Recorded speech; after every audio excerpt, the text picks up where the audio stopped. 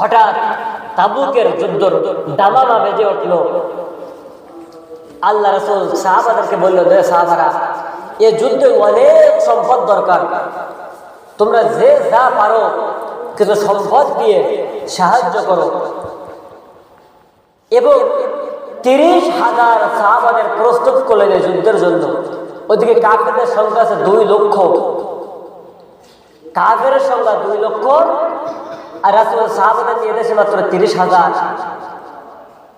আল্লাহ রাসূল স্বয়ং এই যুদ্ধের সেনাপতির দায়িত্ব পালন করলেন। এখন সাহাবারা সাহায্য করার জন্য আসছেন, অর্থ সম্পদ যে যার মতো নিয়ে আসতেছেন। তৎকালীন যুগের মা বোন যারা ছিল, নাকের ফুল, কানের দুল, গলার চেন, হাতের চুড়ি, পায়ের নুপুর, যার কাছে যা ছিল সব কিছু রাসূলের কদম মোবারকের সামনে যে ফেলে বলে, ইয়া রাসূলুল্লাহ, আমার কাছে যা ছিল সব কিছু আমি ইসলামের জন্য উৎসর্গ করে দিলাম। ইয়া রাসূলুল্লাহ, আমার কাছে যা আছে সব কিছু দান করে দিলাম। একজন মহিলা বলছে, ইয়া রাসূলুল্লাহ, দান করার মতো কোনো সম্পদ তো আমার কাছে নাই। আমার কয়েক মাসের ছোট্ট একটা ছেলে সন্তান আছে, আমি আমার ছেলে সন্তানকে আপনার কাছে যুদ্ধের জন্য দান করে দিলাম। ইয়া রাসূলুল্লাহ, আমার এই শিশু সন্তানকে আপনি কাছে কাছে রাখবেন। যখন আপনার দেখি কাফেররা তীর মারবে, অস্ত্র দিয়ে আঘাত করবে, আপনি আমার এই শিশু সন্তানকে ঢাল স্বরূপ সামনে ব্যবহার করবেন। আমার সন্তানের গায়ে আঘাত লাগুক, আমার সন্তানের গায়ে তীর লাগুক, আমার সন্তানের গায়ে অস্ত্র লাগুক, আমার সন্তান শাহাদাত বরণ করুক, তবু আপনার গায়ে যেন কোনো আঘাত না লাগে, এই জন্য আমি অর্থ সম্পদ দিতে পারলাম না, আমার কোলের শিশু সন্তানকে আমি আপনার জন্য দান করে দিলাম। বলেন সুবহানাল্লাহ। কি মত মানসিকতা দেখছিল। আল্লাহ রাসূল বলল, আমার সাহাবারা সবাই তো সব কিছু দান করছে, আমি তোমার আবু বকরকে দেখি না, আমার আবু বকর কোথায়?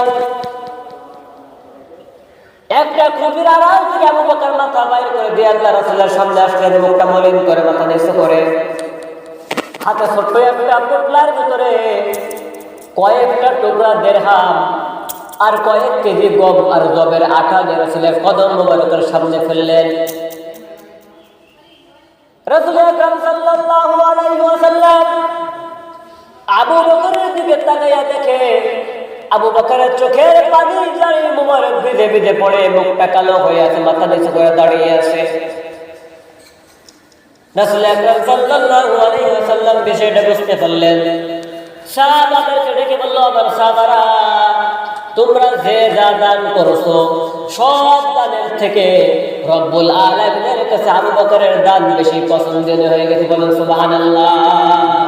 এমন বেশি পছন্দ হয়ে গেছে, তোমাদের সকলের দান যদি মেজাজের এক পাল্লায় রাখা হয়, দাড়ি পাল্লার এক পাল্লায় রাখা হয়, আর আরেক পাল্লায় যদি আবু বকরের কয়েক টুকরা দিরহাম আর কয়েক কেজি গম আর জবের আটা রাখা হয়, আল্লাহর কসম আবু বকরের পাল্লা বেশি ভারী হয়ে যাবে। বলেন সুবহানাল্লাহ।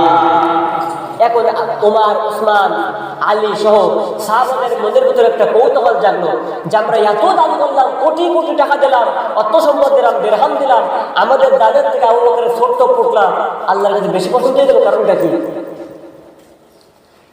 রাসূল আকরাম সাল্লাল্লাহু আলাইহি ওয়াসাল্লাম বলল, ওমর, তুমি কয় টাকা দান করছো, বাসায় কয় টাকা রেখে আসছো? ওমর বললে, ইয়া রাসূলুল্লাহ, ইয়া হাবিবাল্লাহ, আমার অর্থ সম্পদ থেকে আমি অর্ধেক আপনার রাস্তায় দান করলাম, অর্ধেক বাসায় রেখে আসলাম। ওসমান বলে, ইয়া রাসূলুল্লাহ, 3 ভাগের 1 ভাগ রেখে আসলাম, 2 ভাগ দান করলাম। আলী বলে, ইয়া রাসূলুল্লাহ, হাবিবাল্লাহ, 4 ভাগের 1 ভাগ রেখে আসলাম, 3 ভাগ দান করলাম। এমন ভাবে সব সাহাবারা তারা বলতে থাকে, ইয়া রাসূলুল্লাহ, এতটুকু দান করলাম, এতটুকু বাসায় রেখে আসলাম।